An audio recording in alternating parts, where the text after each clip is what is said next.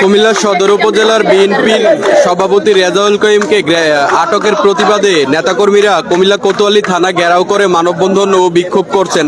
আসসালামু আলাইকুম রহমতুল্লাহ। প্রিয় দর্শক, কুমিল্লার বাস টার্মিনালে চাঁদাবাজির কারণে প্রিয় দর্শক বিএনপির এক নেতাকে গ্রেপ্তার করা হয়েছিল। প্রিয় দর্শক, গ্রেপ্তার করার সঙ্গে সঙ্গেই ওই জেলা পর্যায়ের নেতা, প্রিয় দর্শক জেলা পর্যায়ের একজন আহ্বায়ক, প্রিয় দর্শক তার যারা নেতাকর্মীরা আসছিল তার সাথে সাথেই প্রিয় দর্শক পুরো থানা ঘেরাও করেছে, আন্দোলন করতেছে। আপনারা দেখতে পাচ্ছেন স্ক্রিনে।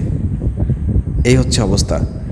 চাঁদাবাজকেও গ্রেপ্তার করা যাবে না, চাঁদাবাজের সঙ্গী সাথীরা এসে থানা ঘেরাও করবে, তারপরে তোপের মুখে পুলিশ প্রশাসন কী করবে, তাকে ছেড়ে দিতে বাধ্য হবে। তো এইভাবে যদি চাঁদাবাজ নিয়ন্ত্রণ করতে চায় পুলিশ প্রশাসন অথবা বিএমপি, তাহলে কিন্তু চাঁদাবাজ নির্মূল করা যাবে না।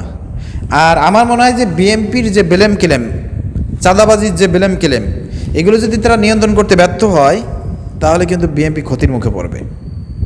চাঁদাবাজির কারণেই দেখা যাবে যে প্রিয় দর্শক বিএমপির প্রতি মানুষ অতিষ্ঠিত হয়ে ক্ষোভে ফুঁসে উঠবে, যেভাবে আওয়ামী লীগের প্রতি ক্ষোভে ফুঁসে উঠেছিল। অর্থাৎ এই চাঁদাবাজিদেরকে নির্মূল করতে হবে, চাঁদাবাজির সঙ্গী সাথী যারা আছে তাদেরকেও নির্মূল করতে হবে। দরকার হলে পরে এই থানা ঘেরাও যারা করতে এসেছে, চাঁদাবাজকে আপনারা ধরে নিয়ে এসে থানা ঘেরাও যারা করতে এসে চাঁদাবাজির সঙ্গী সাথীরা, এদের মাধ্যমে চাঁদাবাজি করে এই নেতা। অতএব এখানে বড় বড় ফোর্স এনে এদেরকে লাঠিচার্জ করে এখান থেকে তাড়িয়ে দিতে হবে, অথবা তাদেরকে গ্রেপ্তার করে আইনে আওতায় আনতে হবে। নেক্সটে যাতে বাংলাদেশের মাটিতে কোনো চাঁদাবাজকে গ্রেপ্তার করার পরে থানা ঘেরাও করার মতন দুঃসাহস যাতে কোনো চাঁদাবাজের সঙ্গী সাথীরা নেতাকর্মীরা দেখাইতে না পারে, এরকমের একটা অ্যাকশন দেন, সারা বাংলাদেশ দেখবেন যে ঠান্ডা হয়ে গেছে। কি আমার দাবির সঙ্গে একমত? একটু কমেন্ট করে জানান, ভিডিও শেয়ার করে দেন।